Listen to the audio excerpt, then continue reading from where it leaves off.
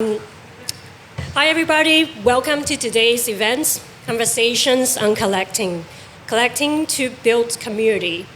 And this is the second talk in this three-part series. My name is Lin Chen. I'm a program coordinator at the Vancouver Art Gallery. As we begin, I would like to acknowledge that we are gathered on the unceded homelands of the Musqueam, Squamish, and Tsleil-Waututh peoples, whose histories and cultures continue to shape this place. As a Taiwanese immigrant and a settler of color, working within an institution with a deep colonial legacy, I'm committed to learning from the original stewards of this land and integrating their knowledge into my work. Today's event is a part of Griffin Art Project's 10th anniversary speaker series, Conversations on Collecting, presenting in collaborations with the Griffin Arts Project, Contemporary Art Society of Vancouver, and in partnership with the Vancouver Art Gallery. And this special series brings together collectors, artists, and curators to reflect on the lasting impact on collecting, whether through nurturing artistic talents, building communities, or shaping transformational legacy. And tonight's roundtable features an incredible group of artists, collectors, and curators. We have Cathy Busby. We have Lisa here, Lisa Baldissera, Pantea Haghighi, and Houman will be he's joined us online. And we have Melissa Karmen Lee and Karen Tam, and in conversation with our moderator, the distinguished curator and writer, Helga Pakasaar. Helga is based in Vancouver and is known for her long-lasting roles as the ordained chief curator at the Polygon Gallery, where she works with renowned international artists and plays a key role in bringing attention to local figures such as Fred Herzog and emerging media artists. She has also curated exhibitions for Griffin Art Projects and Art Gallery of Windsor and the Walter Phillips Gallery. And tonight's discussions will run for approximately an hour and 15 minutes, followed by a 15 minutes Q&A sessions. And thank you again for joining us. I will now pass the mic to Terry, the president and board chair of the Contemporary Art Society of Vancouver, to say a few words. Welcome, Terry.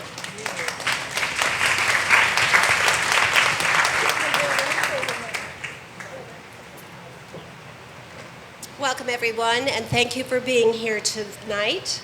First, I'd like to thank the director of Griffin Art Projects, Lisa Baldissera, for inviting the Contemporary Art Society of Vancouver to collaborate on Conversations on Collecting series, which is in celebration of Griffin Art's 10th anniversary. Also, I'd like to express our thanks to Lin Chen and the Vancouver Art Gallery for their support and for generously hosting the series at the gallery. This collaboration is an especially meaningful opportunity for the Contemporary Art Society of Vancouver, also known as the CASV, as we recently relaunched just last spring after a temporary pause. The relaunch marks a new chapter for us, and we're delighted to be part of this inspiring talk series with incredible partners and esteemed panelists. At the heart of this collaboration are Brigitte and Henning Freiby, whose vision in the arts creates a shared link between our three organizations. The Freibys are co-founders of CASV, the founders of Griffin Art Projects, and their generous promised gift to the Vancouver Art Gallery is currently featured here in an exhibit, Postcards from the Heart, selections from Brigitte and Henning Freiby collection. Today's talk focuses on building community in the arts realm, a theme that aligns closely with the values of CASV. Since CASV's inception in 1977, we have dedicated 48 years to supporting the arts community in many ways, including engaging with art enthusiasts, artists, galleries, museums, and collectors, and more. Our ongoing commitment to fostering the understanding and appreciation of contemporary art is central to our programming and has enriched the art journey of thousands of members across the years. We take immense pride in contributing to the arts ecosystem and are excited to hear today's panelists' views on the vital role of collecting and building community. To end, I would like to thank Conversation on Collecting sponsor Baldissera Insurance, whose generous support has made this series possible. Baldissera Insurance is a proudly independent, 100% Canadian-owned insurance brokerage that has been providing services to clients and supporting communities across Canada for over 60 years. Farzina Koladon of Baldissera is with us today, and I would like to ask Farzina to stand. Thank you, and I will pass the floor to Helga. Hello. Wow, this is an amazing crowd.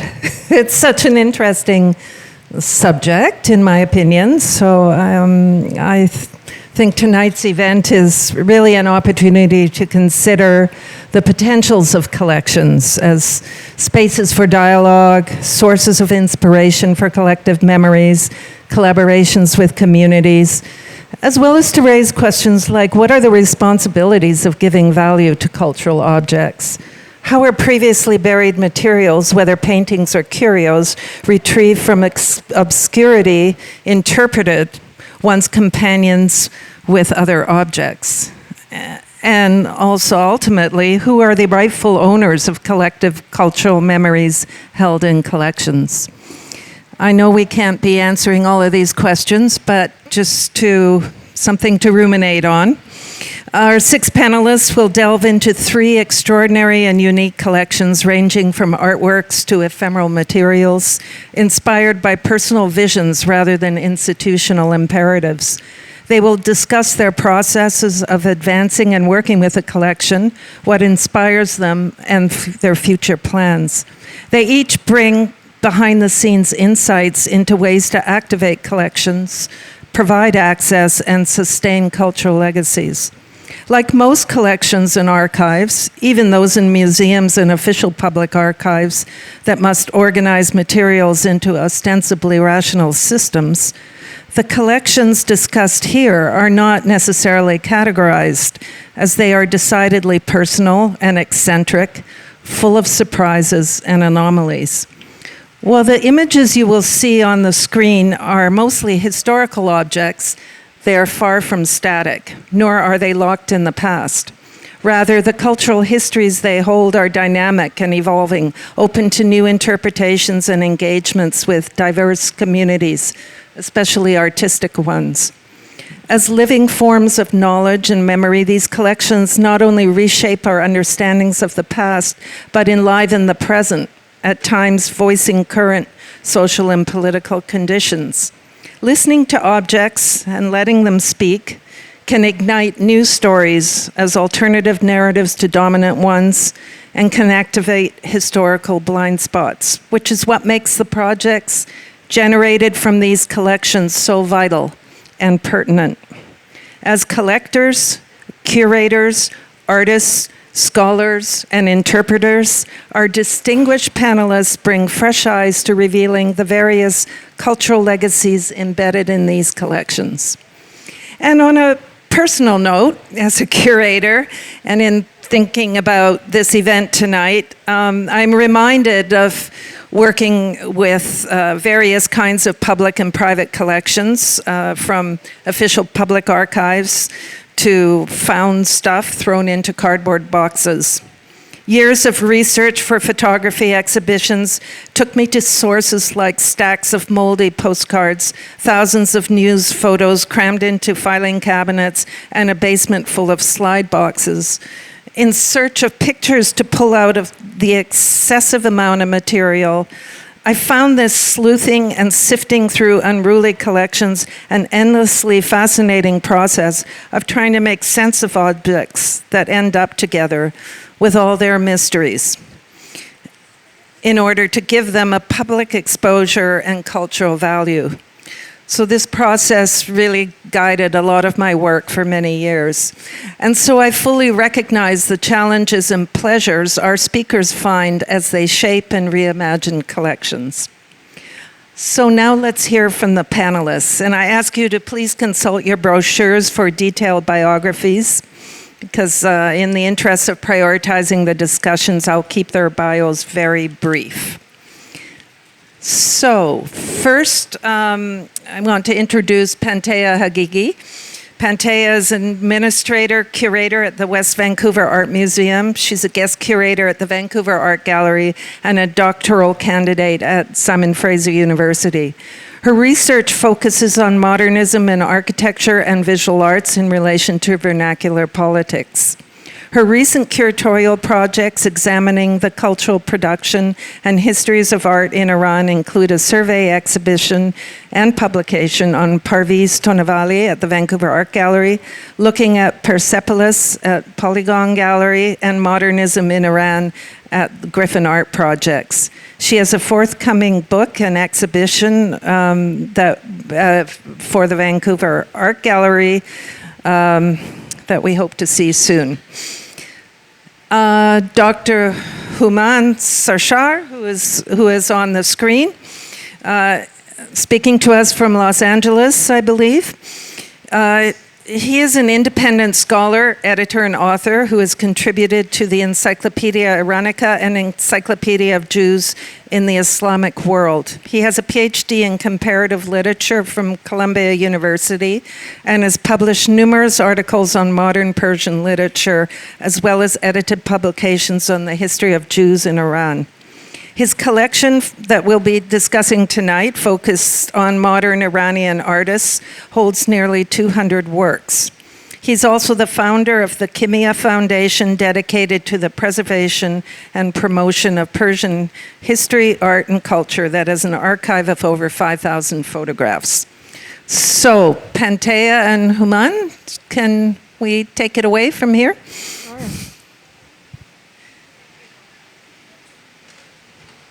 No? Oh, yes, it's working. Sorry. Thank you, Helga, and thank you, everyone, for joining us tonight. Nice to see you, Houman, on the screen.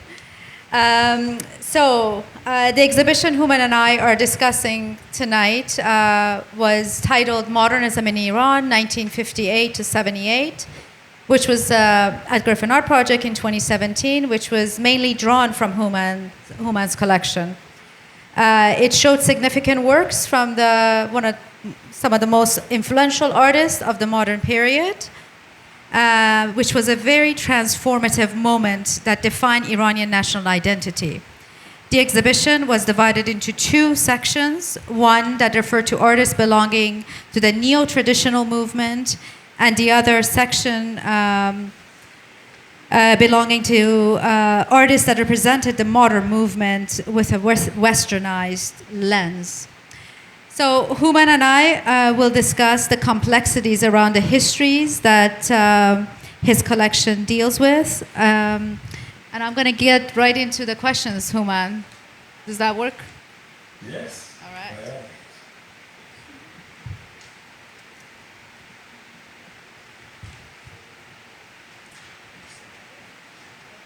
So I will begin asking you about the histories, and if you could speak about the complexities of histories of the period that your collection represents, and how that history has shaped your interest in collecting.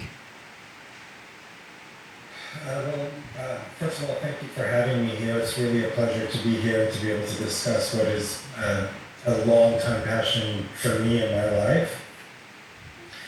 To answer your question, the history of modern Iranian art really is a reflection of Iran's encounter with the West, which is an encounter that started a while back, but really started to infiltrate the consciousness of the collective consciousness of Iranians around 1850, 1860, 1870s.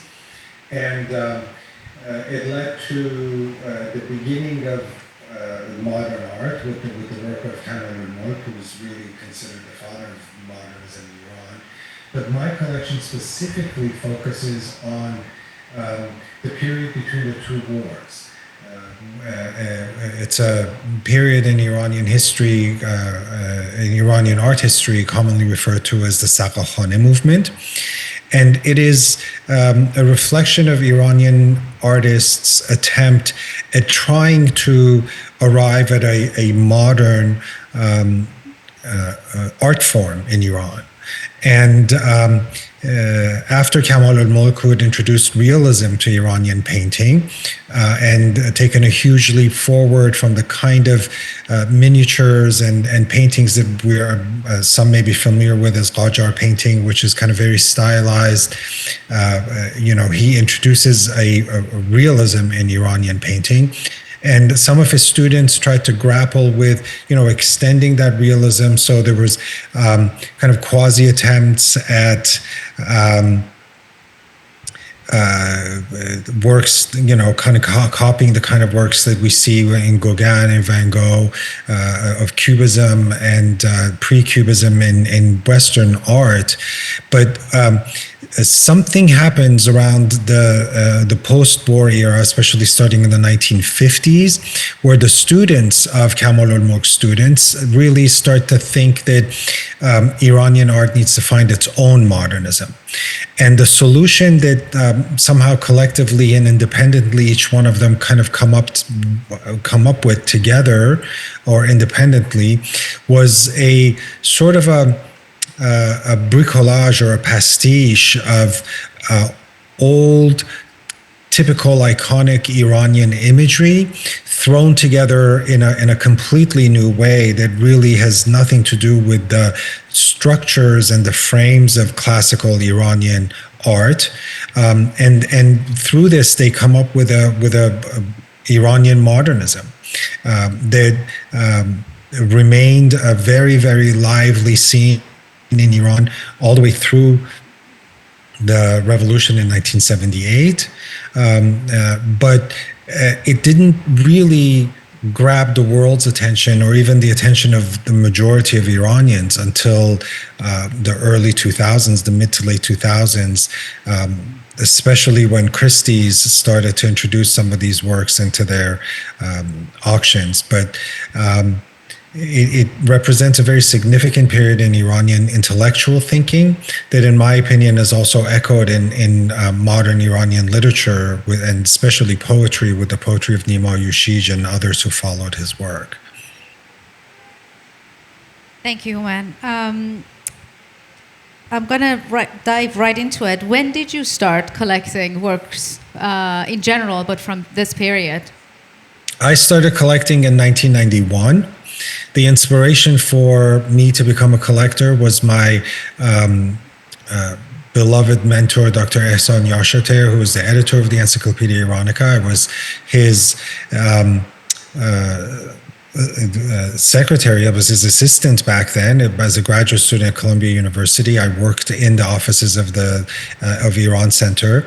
And that year, we had decided to have the first of many fundraising galas for the encyclopedia.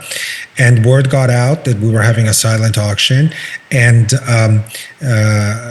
many of the known kind of, at this point, pillars of modern Iranian art heard about this auction, and without even us requesting of them, just started sending works to the encyclopedia to participate in that auction. We collected approximately, I think it was about 75 or 80 works by different artists. Mr. Tanavuli was one of them. Mr. Ovaisi was another one, and many others. Tabrizi, all of these people sent works. And Dr. Yashater asked me to manage that auction. It was a silent auction and a live auction during the gala. And to thank me for my work, which was something I did passionately. I didn't need his gratitude, but to thank me for it, he gave me one of the pieces that had been collected for the auction that didn't sell at auction, and that became the first piece in my collection. Very soon after, I also discovered what has proven to be a seminal work by him about modern Iranian art. And I discovered a lot of the names that I didn't know. I knew many of them, but some of them I did not know in that article.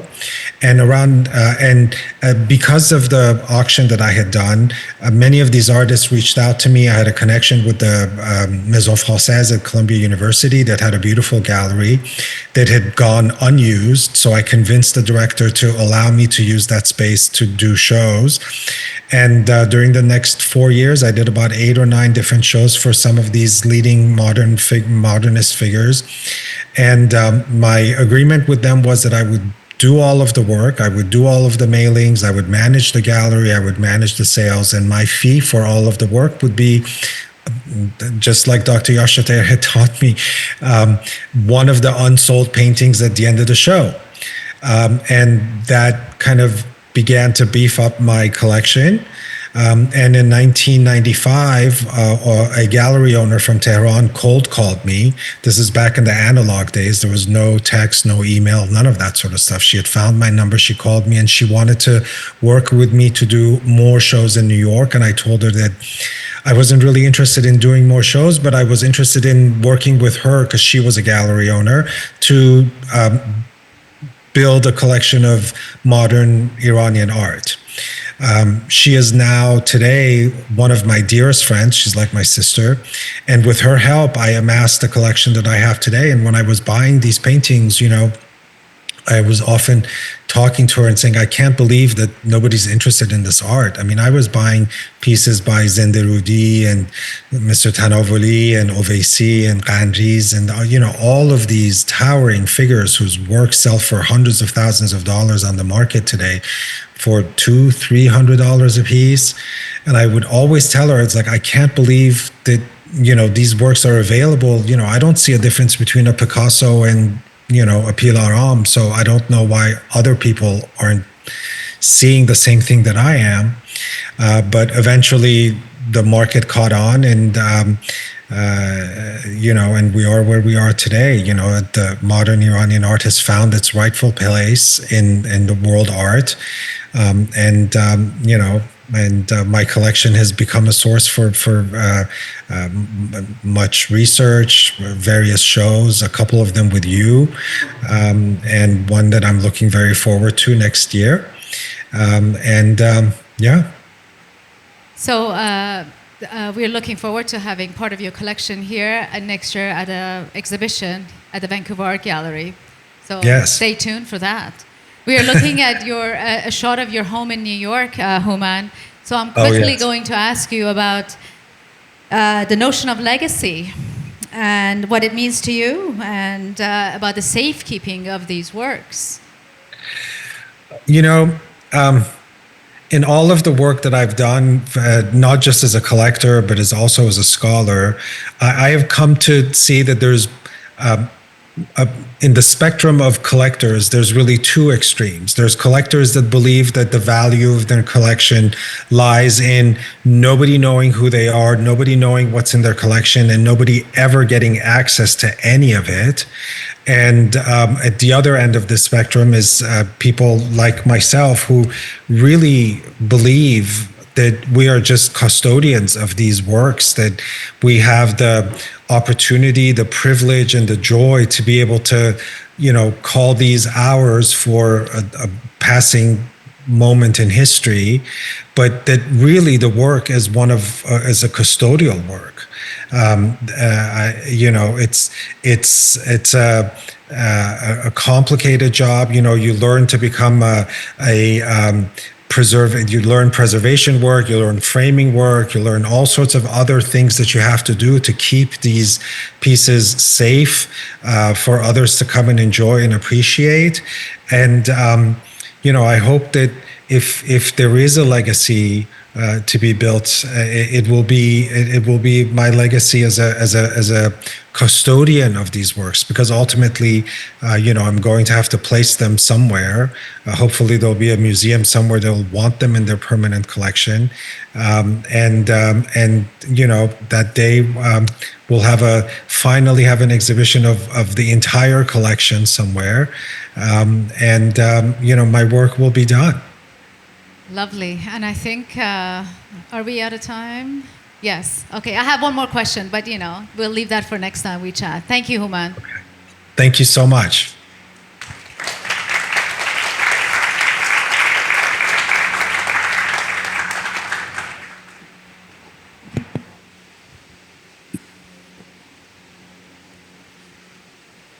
So now we're going to be looking at the Busby Kennedy collection. Dr. Lisa Baldissera has worked in significant curatorial roles in public art galleries in Western Canada since 1999 and is currently director of the Griffin Art Projects, where in addition to curating, she's organized many exhibitions and public programs in collaboration with guest artists and curators, many from afar. She has a PhD in art writing and curating from Goldsmith University in London and has promised to publish a collection of her short stories before too long. Okay, cat's out of the bag. Thank you so much, Helga. Dr. Cathy Busby works with art and artists to create spaces of dialogue that contribute to non-prescriptive, justice-based social change within communities. She has assembled collections of public apologies, self-help books, and paintings as installations, performance, and printed matter that propose alternative narratives. She has a PhD from Concordia University and has held teaching positions and curatorial roles. Over the past 2 decades, she has organized the Busby Kennedy collection of artworks and correspondence that highlights the important role since the 1960s of artist and educator Gary Neal Kennedy. Cathy's latest book is available for sale in the next room. Thank you so much, Helga, and thank you for being here. And Helga curated the first exhibitions at Griffin Art Projects, so we're thrilled to have her here tonight as our founding curator. So I'm just going to very briefly talk about the Gary Neal Kennedy collection at Griffin Art Projects, and then hand it over to Cathy, who's going to give you so many more details. So we had 2 exhibitions at Griffin, Now Bulletin, artworks, letters, and printed matter from the Gary Neal Kennedy collection, which spanned from 1968 to 2019 and was presented from September 19th to December 12th, 2020. And then currently on display we have 10 by 10, and one of the 10 collections is the Busby Kennedy collection with selected works by faculty, visiting artists, and former students. So please come and see the works on display now. Just a bit of an overview on the projects. Now Bulletin was curated by David McWilliam, who is an artist, curator, and former graduate of NASCAD, who had attended the school in the 1970s and who approached Griffin with the idea of sharing the collection with the public for the first time as a whole project. So it was a great honor to host this collection at Griffin. The collection and show charts Kennedy's arrival in Halifax in 1967 and his 23 years at NASCAD. It also marks key turning points in the school's history, attesting to the impact of Kennedy's remarkable ambition and capacity for building relationship and community, locally, nationally, and internationally. The college in the 1970s was initially small, just 400 students, which McWilliam noted created a, quote, strong community enhanced through visiting artist talks, films, performances, and workshops, both at the college and its related projects, the Anna Leonowens Gallery, the Lithography Workshop, and NASCAD Press. The show Now Bulletin is named for the daily comunicado printed on different colored papers which shared news of events and opportunities and was posted around the campus throughout each week. McWilliam, working in consultation with Kennedy and Busby, organized the exhibition into 5 categories. They were artworks. The first was artworks received by Kennedy in appreciation, and this was art from colleagues, visiting artists, and friends. The second category was artworks and objects collected by Kennedy, and the third were photographic documentation of artist performances. Fourth were letters, postcards, and ephemera, and fifth, specific artworks by Kennedy that related to the collection. The categories reflect Kennedy's, quote, strength as a connector, who through NASCAD created a milieu of common purpose. As McWilliam noted in the publication, we all felt we were part of something significant and important.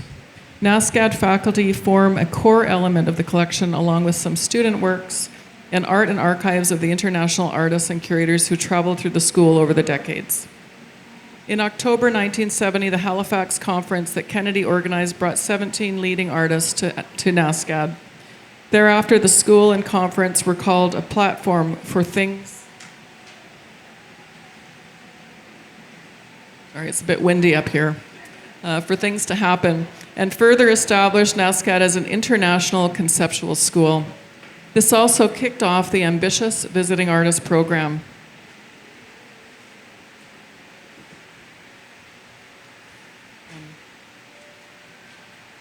Pantea is the best. Several artists who participated also developed long-standing friendships with Kennedy and NASCAD over many years. Connections represented in the exhibition, including a selection of almost 100 postcards representing over 50 years of collaged postcards and mailings from Casper Koenig, the curator and the first editor of the NASCAD Press, to Gary Neal Kennedy. The students in the mid-70s, McWilliam described, felt like we were part of an international circuit of artists that moved through New York, Los Angeles, Vancouver, London, and Europe. Kennedy's legendary outreach from NASCAD also included the 1972 Halifax-Vancouver Exchange, which brought 15 artists from Vancouver to Halifax, in addition to an ongoing faculty exchange with CalArts in Valencia, California, where faculty moved back and forth across institutions for visiting terms. The collection not only traces this artistic community built through these activities, but also, as McWilliams noted, forms a portrait of Gary Neal Kennedy himself. To reflect this, a robust series of associated events surrounded the now Bulletin exhibition project at Griffin.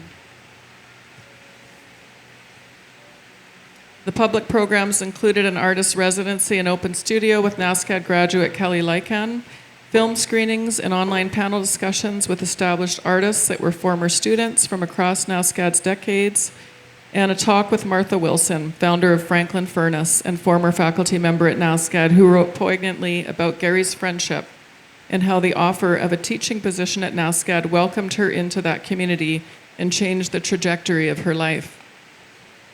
In the selection for 10 by 10, works by former faculty, visitors, and students, alongside works by Busby and Kennedy, physically situate them within their community. Included are letters from Joseph Boys reflecting on his visit and the May 1976 honorary doctorate he received from NASCAD. In all, Busby calls the collection a, quote, continuum between art and life practiced over decades. The collection archive shows who and what art has been important to him, and art/life orientation. These are Cathy's words. David McWilliam notes, this collection tells the story of how a zeitgeist traveled from south to north, then east to west and back again, situating all of us in relation to a larger world of art and ideas. It was a zeitgeist orchestrated by Kennedy, whose record of community is to be found in this astounding collection. Thank you.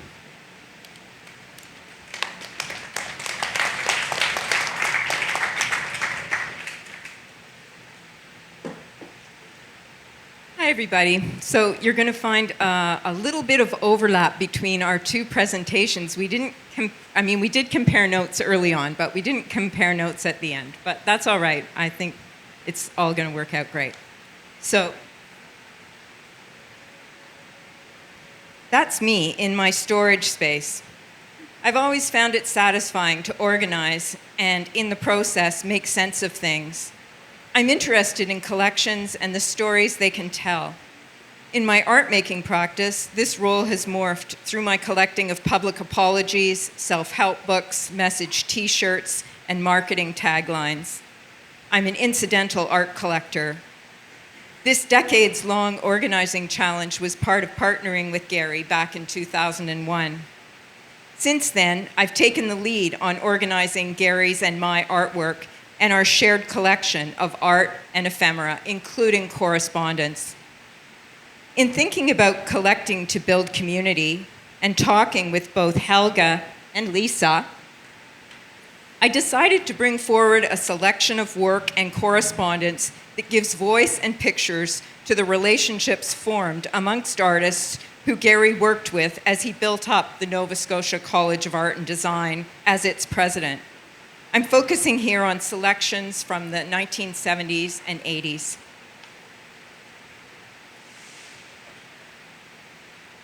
This is a photo of Dan Graham's work, TV Camera Monitor Performance, staged at NASCAD in 1970. It's a large, like about that size of the monitor, black and white photo. While he is rolling on the platform, the audience is looking at the monitor where he is simultaneously transmitted.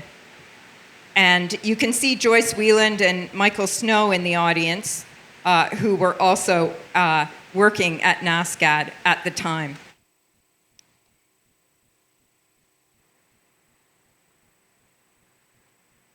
This is a postcard, Dan Graham to Gary 2 years later in 1972. Gee, thought your studio piece very tight, superb. Cylinder delayed, not enough money. How is Loft progressing? It appears I will be offered a retrospective with a big museum in Jerusalem, Dan G. So this postcard, written 2 years later, compliments Gary on his artwork, which, by the way, was remembering names and reporting on his own. It was a work that eventually was realized in a number of places, but we think this was the Dia Foundation cylinder in New York.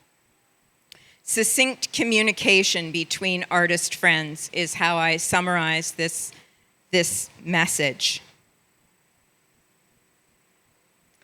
This is an 8x10 color photograph by Martha Wilson entitled Posturing, 1972.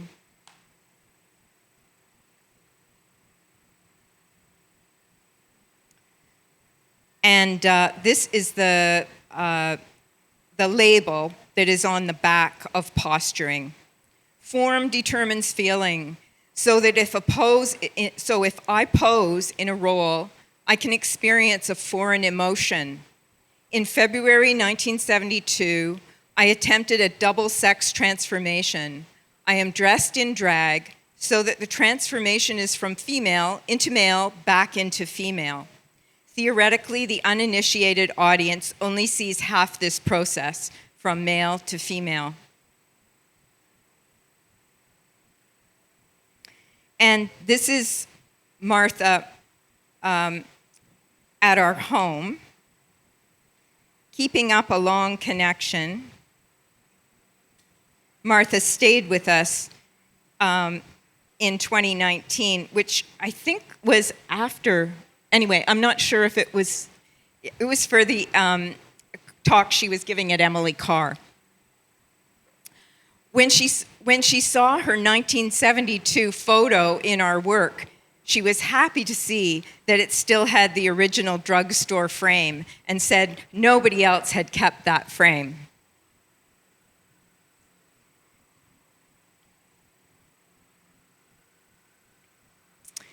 These 1978 litho prints by Emmett Williams are titled Portrait of Gary Kennedy and Group Portrait.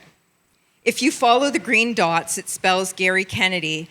In a group portrait, the dots spell, so the group portrait on the right, your right side, spell Robert Rauschenberg, yellow, Richard Hamilton, orange, Klaus Oldenburg, pink, Dieter Rowe, brown, and Alan Capro, black. Each artist received the entire suite of these prints. As I understand it, this was a friendship gift. It certainly was for Gary. This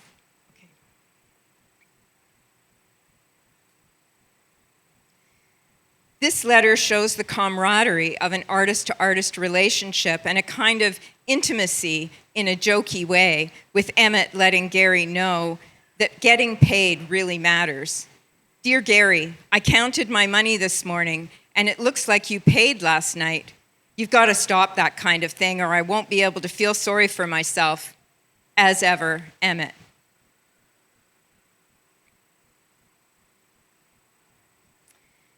These are the postcards that Lisa referred to, or a version of them as a stack, which I hope to exhibit sometime. It's a collection of postcards collaged, about 90 of them, all sent to Gary and later to me and Gary, and then just to me by Casper Koenig from 1972 to 2023.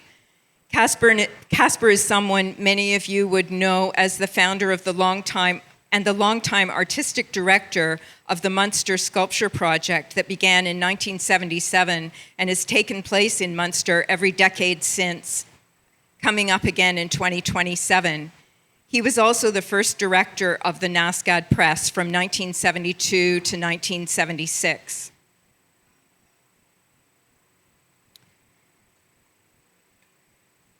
This is a letter from Sol LeWitt to Gary in the 70s. Dear Gary, sorry not to see you in NYC. Was feeling lousy. Sincerely, Sol LeWitt. This letter is another example of an easy friendliness between artists. It reads a little special to me, and I'm sure it did to Gary, partly because of it being on tissue paper framed with delicate pink lines. This is the Lawrence Weiner maquette for Posters, November 1965 to April 1986, that was published by the NASCAD Press in 1986. It's a ready-made sketchbook with watercolor poster images. It's 178 pages and was made in 1985. It would have guided the design of the book in this pre-digital time. Many of its pages have watercolor sketches indicating the placement of the posters in the book and on the page. Some of you may have seen the Lawrence Weiner poster exhibition at the VAG last year, and now the accompanying book that has a red cover. In it, you can see the influence of this first poster book in the design. This maquette was a substantial gift from Lawrence to Gary on his 52nd birthday. Lawrence had asked Gary if the NASCAD Press would make a book of his posters, and it was completed within a year.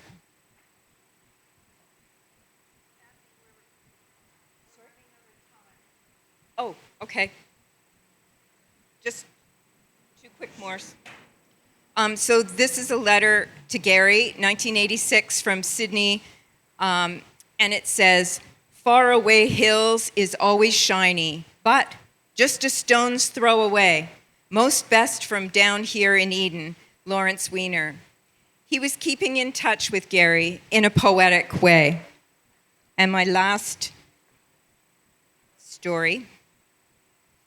This is a pictorial letter from Lawrence Weiner sent to me in 1986, placing NASCAD at the center of the world for Cathy Busby, Ships at Sea, Lawrence Weiner, Amsterdam, 86. As the gallery attendant at the Annalie and Owens Gallery, I was the first person to collect the posters sent by Lawrence Weiner to NASCAD. I appreciate that he recognized my work and acknowledged it in this letter. Thank you.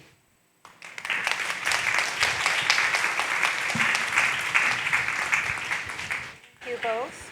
And now we're going to discuss the Chung collection.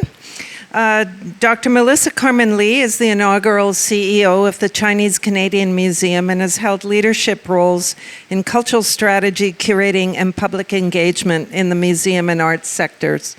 Her curatorial work focuses on diasporic histories and contemporary art to reshape cultural spaces as inclusive and accessible. Her innovative exhibitions at the Chinese Canadian Museum reimagine what is considered heritage and engage with community narratives. Hi. Hi. My turn now? No, Oh. I think I'll introduce Karen as well. That's good. Okay. Looked at me like you. Never mind. No. I mean, the idea is that you might also have a conversation too. We hope so. So I want to introduce Karen. Dr. Karen Tam is a Montreal artist and curator whose installations explore the constructions and imaginations of cultures and communities. She has exhibited her artwork widely, including museums in Europe, North America, and China, and has been awarded several grants, fellowships, and awards. She has a PhD in cultural studies from Goldsmith University in London and is co-curator at Griffin Art Projects. She's represented by Gallery Hugh Charbonneau in Montreal. So, please. I just want to say this is the very first time I've been on a panel of entirely women PhDs. So can we just get a hand for that?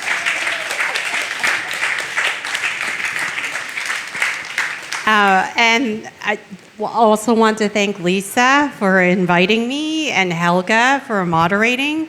I also want to really, think a lot about collectors and also really salute all the collectors in the audience tonight. Everyone from the Freibys, who really kind of thought of the Griffin Arts Projects and is really why, in many ways, we're here, to collectors that are friends of mine, Roger Lee, who came and who is teaching us about postmodernism and Chinese teapots, to Barry, who helped me buy my first art sculpture, incredible, and to Claudia, a new friend, and so many more collectors in the audience. I have a PhD, but so much of what I learned about art and loving art and art history was really through a passion and a conversation with so many different collectors, and I feel so privileged to be on this panel with two artist collectors. I think that so many artists are collectors, and I learn about collecting from artists as well.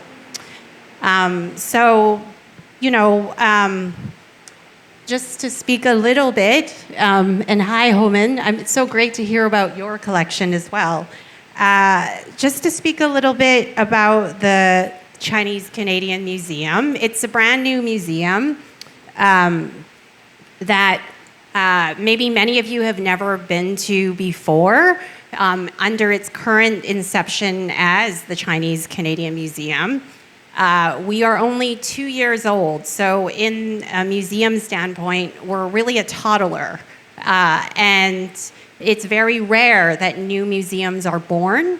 And so we are very privileged to be the newest museum in Vancouver, but in one of the oldest buildings in Vancouver. We are in the Wing Sang building that was built in 1889. And it's only had 3 owners. We're the third. And so much of the way that we think about museums and collection is also related to the building of which we are in, and of which how we think about doing exhibitions. So why I'm here tonight is really to talk a bit about the exhibition that we currently have on, which is the Reshaping Collections, where history meets art, which is really focused on the Chung collection. No, I can see it. Good. So we're a brand new museum, and so we're finding our feet. We're figuring out how to walk, just like a toddler.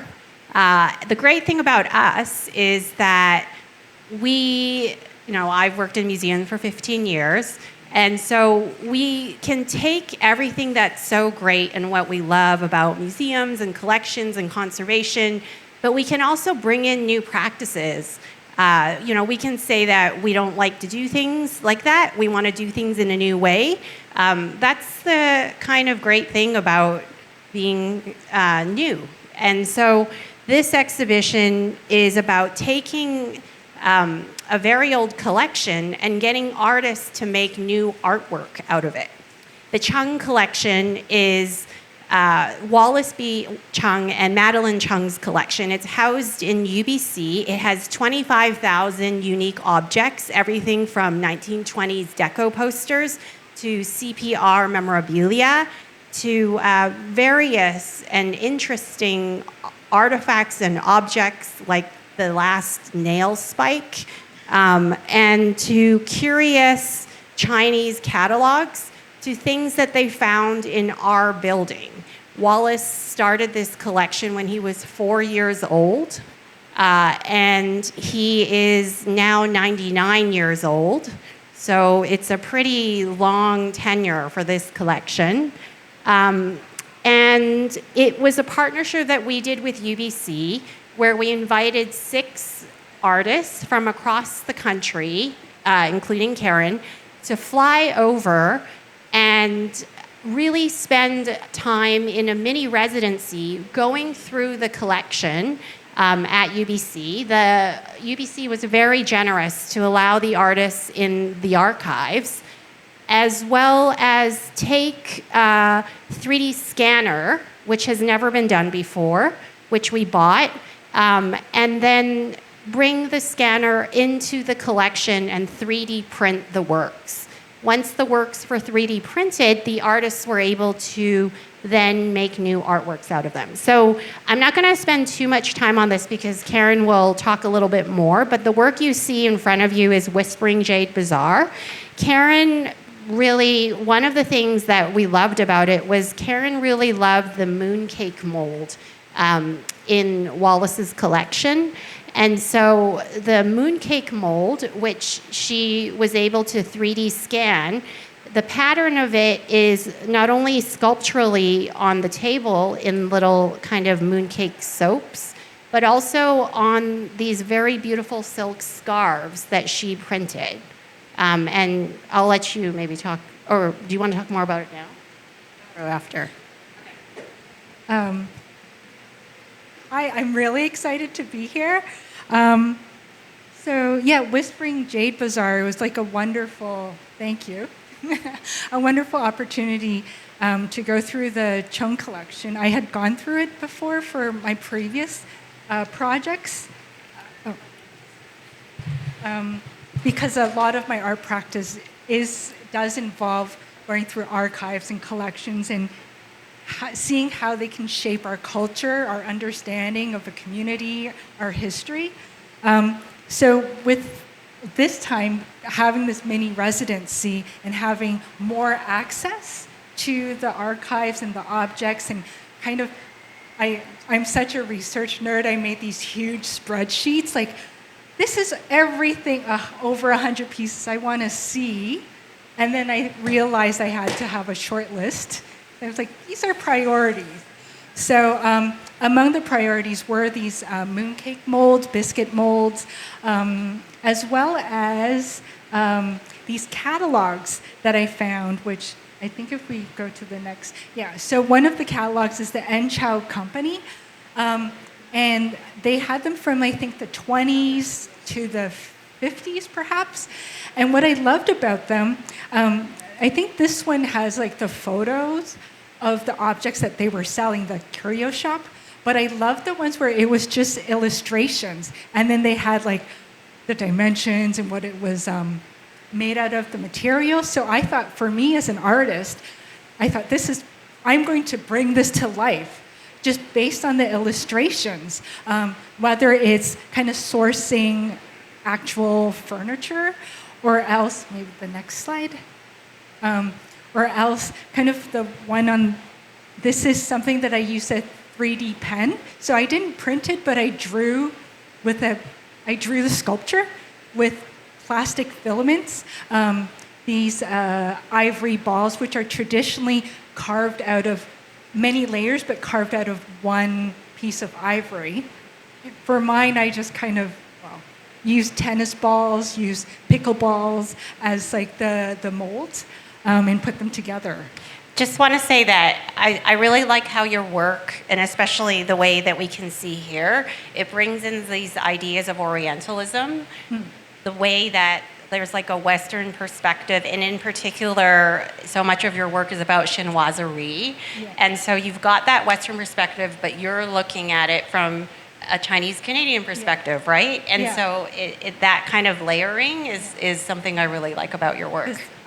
What I'm interested too is how the owners or how the community represents itself and sometimes self-exoticizes that for Sure, absolutely. economic survival. Yeah. But I love that material culture. Yeah. Yeah. So another piece, and this is a sculpture out of papier-mâché to replicate porcelain tea set. And Karen's installation in the show really mixes handmade, very delicate items like this papier-mâché teapot that she made with her own hands, but also things from, let's say, like a very cheap curio shop, something you'd find in Vancouver Chinatown. And so it's that mix of something you find where the local community is trying to really make really cheap things for different people to consume, but also her fine art is mixed in there. And so it's that kind of mixture of high and low, also very great and interesting and kind of postmodern too.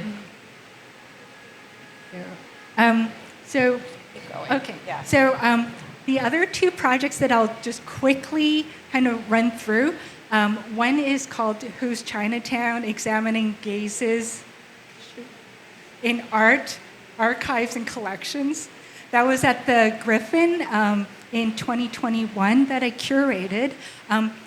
I approached it as an artist. I was curious about what is the art history of Chinatowns in Canada. And of course, 2021, we're in the pandemic, and just thinking about all the anti-Asian discrimination and attacks. And so I just was thinking, like, a lot of my friends, Chinese from the Chinese diaspora in Canada are artists and are doing work about Chinatown and are activists. But I was also curious, who were some of these earliest Chinese Canadian artists?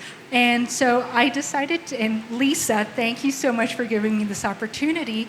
And what was wonderful was Lisa never said no.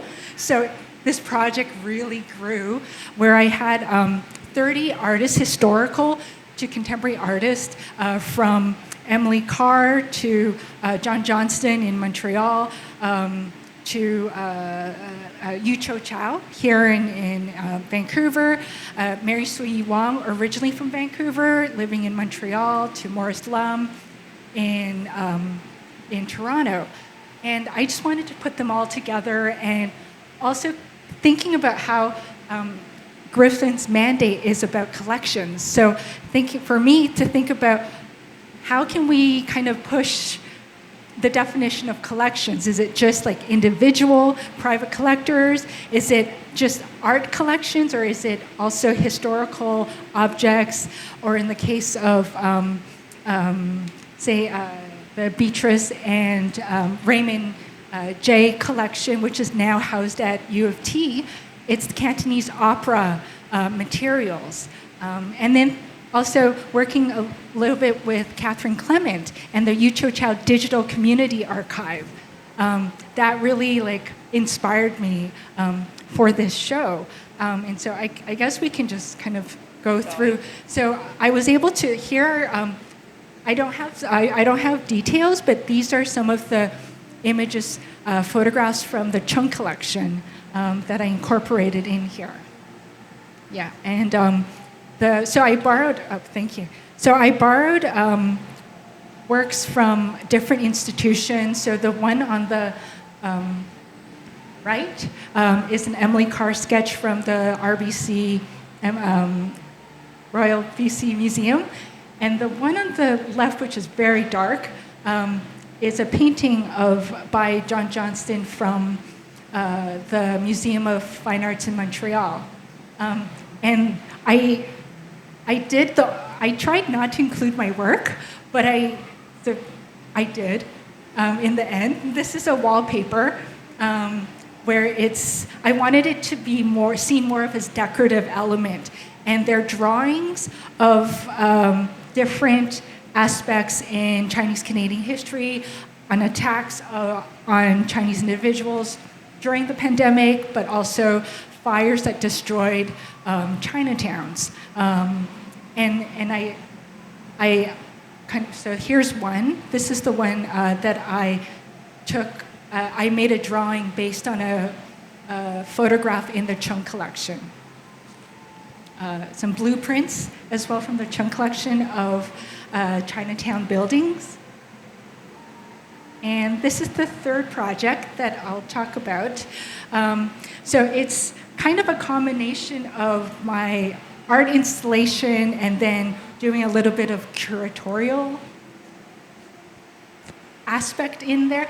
And it's a show called Swallowing Mountains that I did at the McCord Stewart Museum in Montreal, where they invited me to do an artist residency to go through their collection and archives. And I decided, since it's kind of like a natural development out of what I just, the other two projects, looking at the women of Chinatown in Montreal.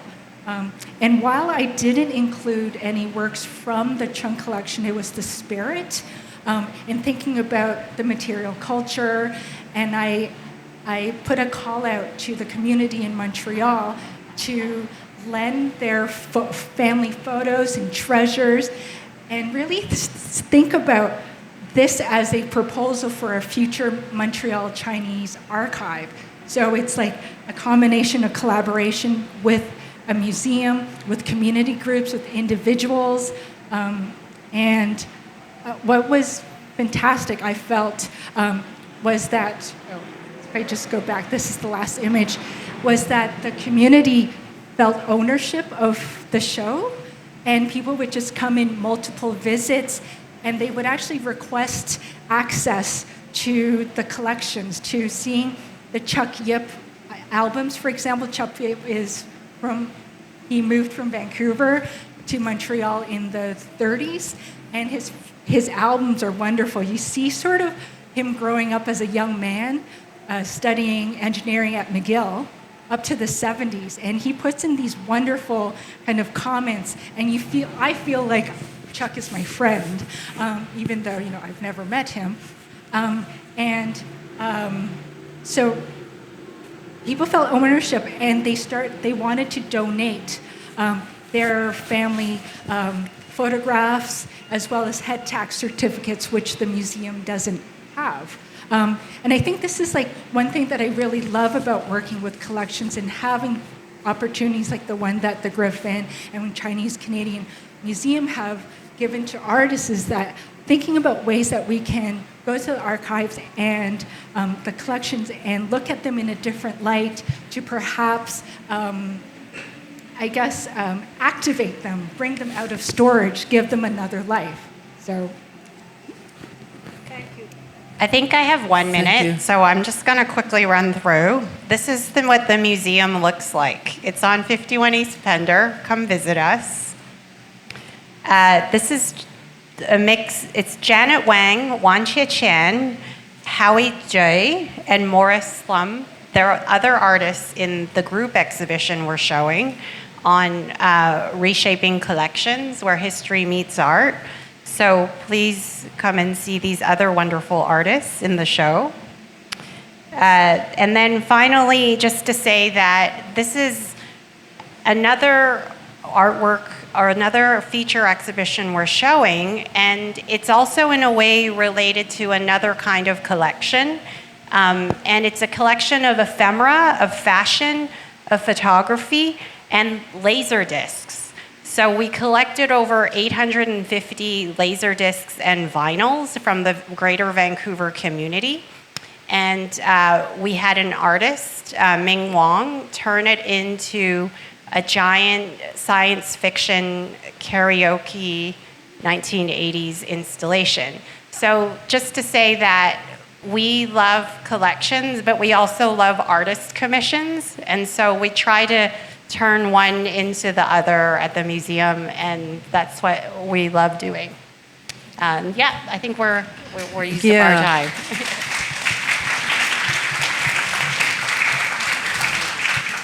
Thank you so much. I mean, what is really come to the surface here is how really eccentric all of your collections are, and how you're so involved in discovering new things all the time, and also your passion for what you're doing. This is really interesting that despite not knowing maybe how something will resolve itself, especially artists who are digging around in stuff that you've never seen before, that you still have that kind of drive to try to make sense of it. So I think we have an amazing kind of scope here. And just different ways to activate collections, like artists being, a big part of how one can rethink really what that gathering of objects is, in a way that maybe curators are not quite as free to muck around in there. So another kind of issue that's come up in these conversations is how the difference between curators, custodians, and artists seems to have sometimes intersect in really interesting ways. So first, I'd just like to pose to the panel whether you have any questions for one another. No? I have a list of questions. But I'll let someone else go first. Okay. Cathy. So you've organized exhibitions from the collection that really richly illustrates the interplay between conceptual art, education, and publishing. How do you approach curating or exhibiting this collection that's so deeply tied to sort of an artist's institution, legacy, and pedagogy? Like, what are the strategies that you use to open up that archive? I respond to opportunities. So when I'm asked by Lisa to talk about building community, what do I have? Then it gives me a chance to look at the archive, the collection in a different way, a new way. And but then there's also opportunities that come up, like the Vancouver Art Book Fair. And I have a lot of printed matter, 50 years of printed matter. And then I just kind of look over and think, what needs to move out of here? And I always have a big giveaway of like things that people can just take if they want it. So for instance, last year we had the Horizons exhibition here, and I happened to have like 3 inches of the National Gallery's 1980 print of the Horizons instructional statement.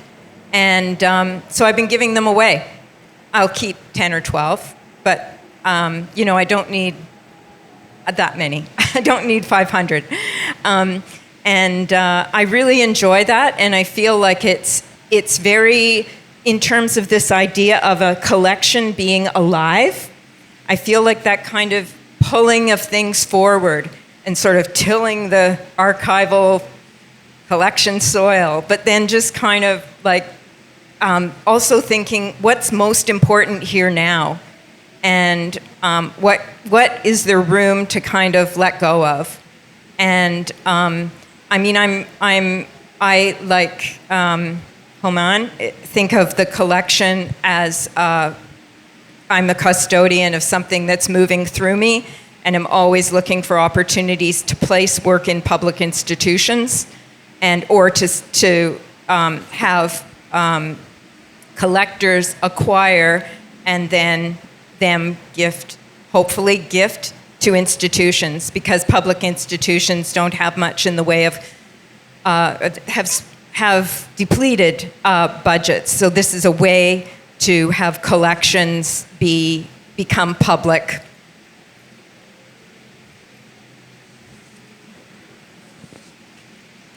I think this question of custodian that Houman brings up is very something to think about, because what you're actually holding could have many future lives. And I wondered how the panelists were thinking about succession plans, or, really how you're imagining everything that you put into this, to all the knowledge and cultural legacies that you're creating. How do you see that as custodians in a on a trajectory that you may not have any control over in the future? Well, I'll tell you, with the recent fires in Los Angeles, I stayed up for 3 days staring at the walls, wondering what is going to become of the history of modern Iranian art if the fires come near my home, because that truly would have been a devastating blow to modern Iranian art. I've also had the beautiful privilege of becoming a father very late in life. So it's always a struggle as to, whether my children are going to grow up fast enough and I'm going to be there long enough to pass this passion on to them, or am I going to have to find a public institution to take over the caretaking of this collection? So it is a constant battle, and it's a constant concern. I haven't really found the right answer for it yet. It's a work in progress.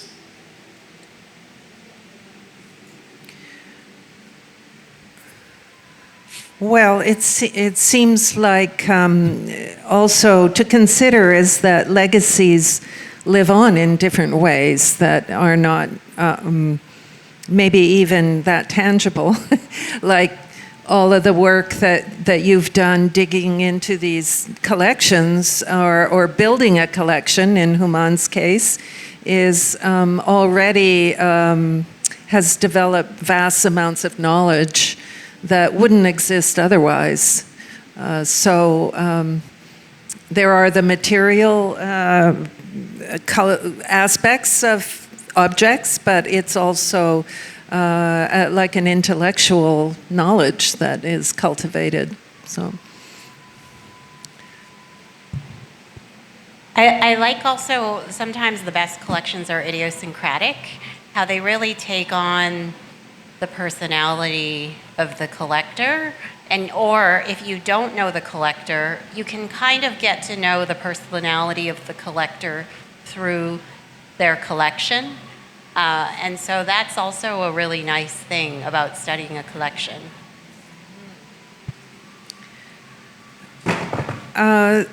One of the other questions that sort of came up for me was about value. As Houman tells the story, is when he started, was kind of through happenstance, and then some market that came from auctions and the decisions that he made kind of led to a more robust market.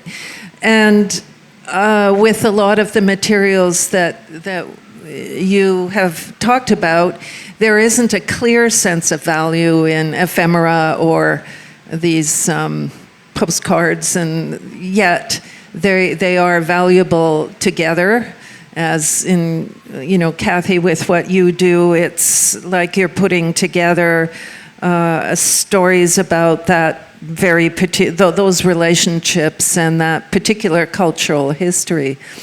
And in Karen's case too, you're in a way giving value to these in some cases, probably overlooked materials, just by reinterpreting them and giving them another kind of life. So I just wonder how you think about value, cultural value, or just value in a literal sense, in terms of how one can also preserve objects and the importance of establishing value for that reason too.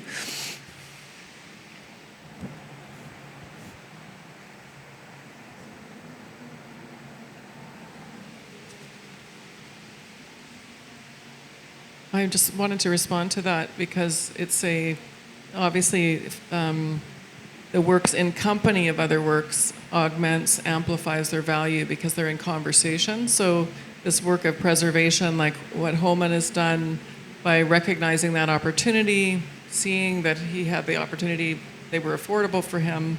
And of course, we don't talk about that much, but it's true, what can you afford? How can you begin?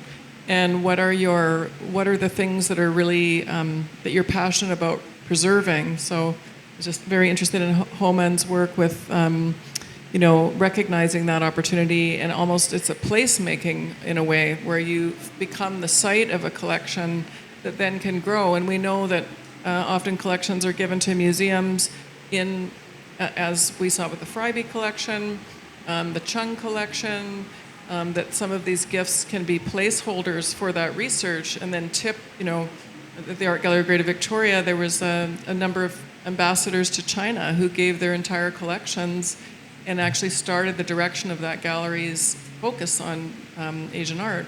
So it's really consequential, the work that all of these collectors are doing to make that possible. So. And undoubtedly, keeping the objects together is added value. I think also too, like, one object tells say an individual family's or individual story, but then when you put them together, it's the story of a community, and I think that's having them together gives them even more value. Mm-hmm. And then how those communities are drawn into accessing, and then it kind of spins off from there. Yeah. Hopefully, Yeah. yes. So I see it a little differently than that from the point of view of the collection that I'm responsible for, which is that I see dispersal as an important thing that I'm responsible for doing. I'm not trying to hold this work as a collection. I'm trying to have it placed in public institutions. So in 2021, I transferred 21 boxes of, it was a coincidence that it was 21 boxes in 2021, but anyway. So I transferred materials, bankers' boxes of materials to the National Gallery of Canada. They've now all been annotated and now you can look up any of that material. Well, now it's an inside database, but it's so much more accessible now than it was when it was in those boxes. And then recently, even though the special collections part of the library already had almost all of Gary's printed matter, and they made a book about it in 2009. But then he made a whole lot more after that. But the National Gallery Library, they want another whole collection of that. So I just sent that off recently. And I'm really, I just think that's great that now when researchers go in the future and want to see history of printed matter in Canada, NASCAD, Gary Neal Kennedy's printed matter, it's all there, it's really well organized, and it's accessible. So, and that's just emblematic of my approach to this collection. You're right in that point, because it made me think about Catherine Clement's work with the Yucho Chow Digital Archive, but also with Paper Trails, where Paper Trails is a show at the Chinese Canadian Museum of head tax certificates, where the families had their head tax certificates scanned. They kept the original because this is valuable for the family, but the digital is, maybe you can talk about this. It's now held by UBC, and so researchers can access it that way. So thank you for your pointing that out as dispersal as a way of adding value.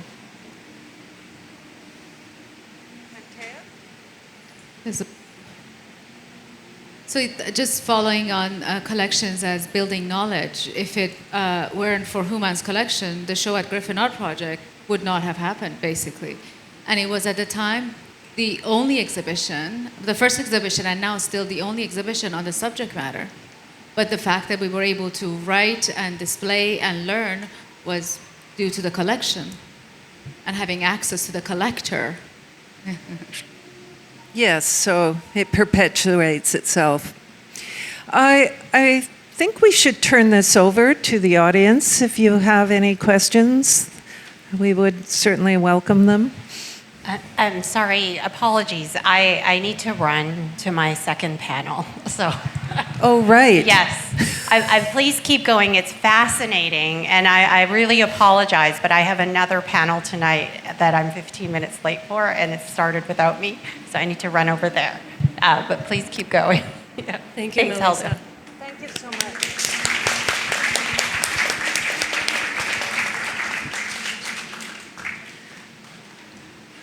Well, I'm sure there are many questions brewing, and I know that all of your presentations just were really like the tip of the iceberg, and there are many incredible ideas that they generate. But please, are there any questions? I'd like to ask Houman about the discourse around the paintings and the works of art that you've been collecting over such a long period of time, and the discourse of the artists in terms of how they felt they were building new art forms for the future, for the present and the future. Have you collected, or is the documentation of those discussions with you and with others a central part of your collection? Thank you for your question. I don't have much in that sense. Part of the problem of doing cultural research for modern Iran is really a lacuna of archives and material. I think that the artists who were working on this stuff, some of them more than others, were very conscious of what they were doing, but very few of them really got to a place of being appreciated by an audience during their youth and during their active years. Many of them died without ever being appreciated for the artists that they were. So the sense of self-conscious or conscious dialoguing among themselves was not something that really happened very often. But later on, I was actually very fortunate to be able to amass the archives of the Cyrus Gallery, which was the only gallery outside of Iran that promoted modern Iranian art. It was a gallery located in Paris. So through the archives of that gallery, you do find every once in a while communications between the gallery and the artists that are of interest, but really most of these artists during their active years were predominantly concerned with being recognized, getting shows, trying to sell their work, and didn't really have the luxury, for the most part, of being able to think or talk or record their thoughts about the importance of what they were doing. Most of that has happened really post-2008. Thank you, Houman.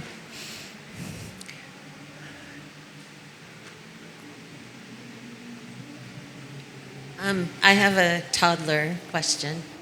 And also, I'm going to keep all my takeout menus from now on, just in case. So I understand the idea that displaying, especially for different cultures, displaying art from a certain era.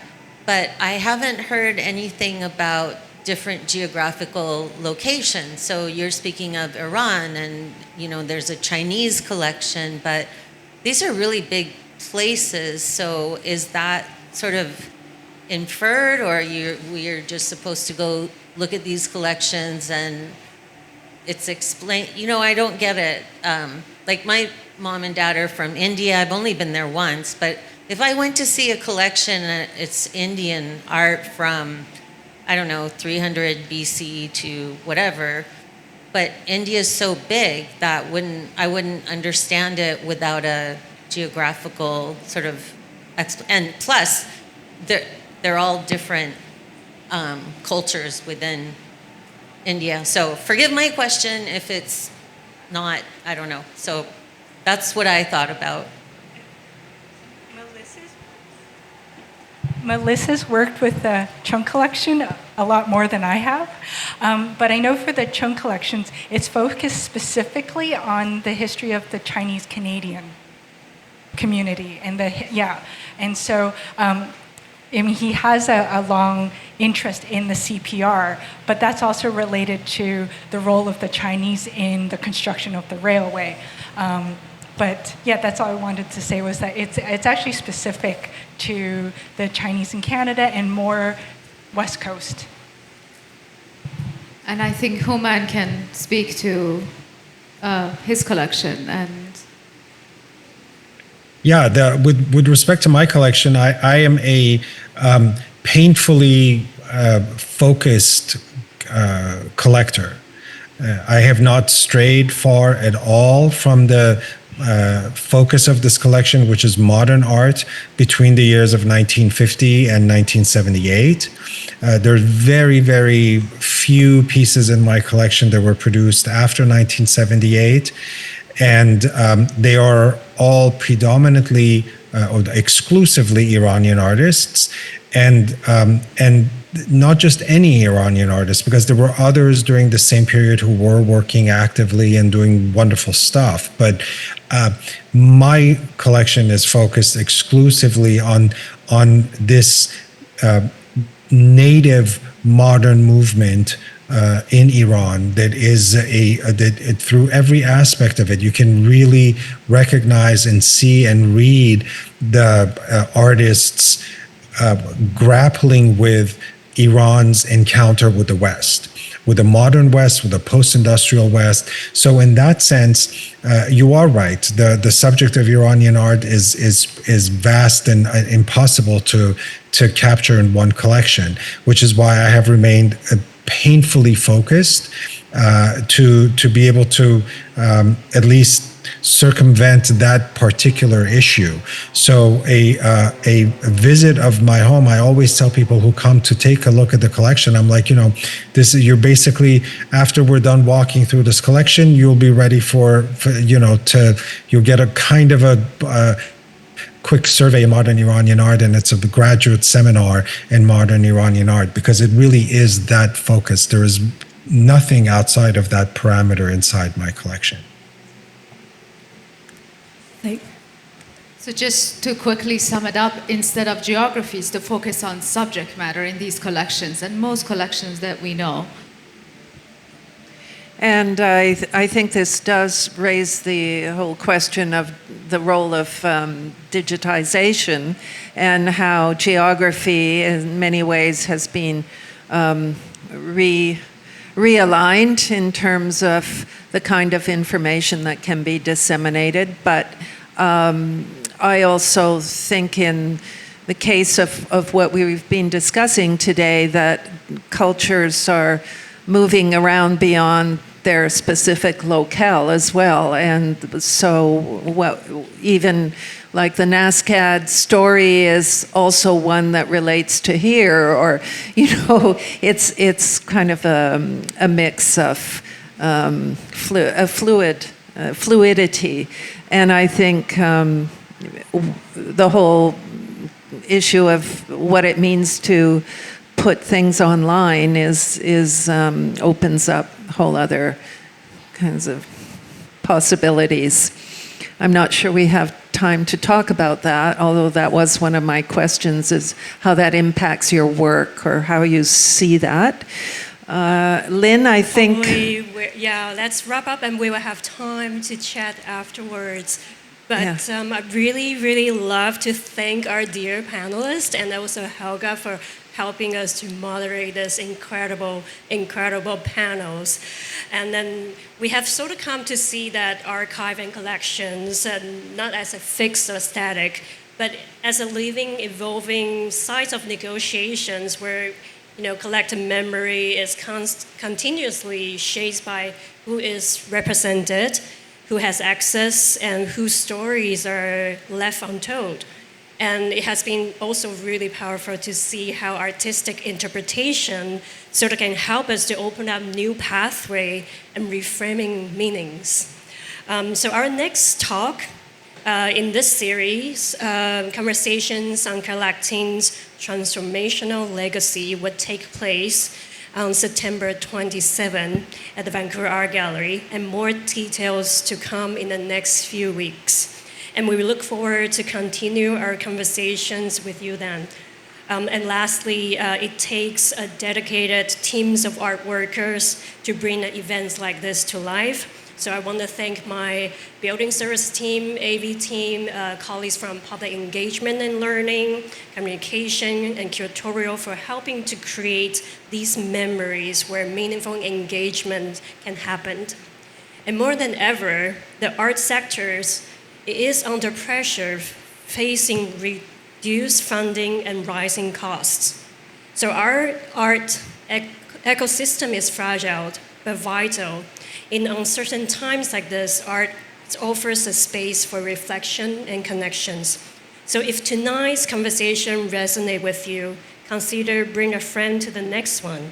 Make a donation or become a member to enjoy a year-round access to our exhibitions and public programs, or simply keep showing up for arts and culture events in this town.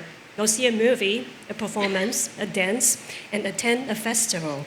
Your support for the arts sustain the program, artists, art workers, and ideas that make space like this possible. And together, we nurture the vibrant arts community that we all cherish. So thank you for coming tonight. I'll see you again.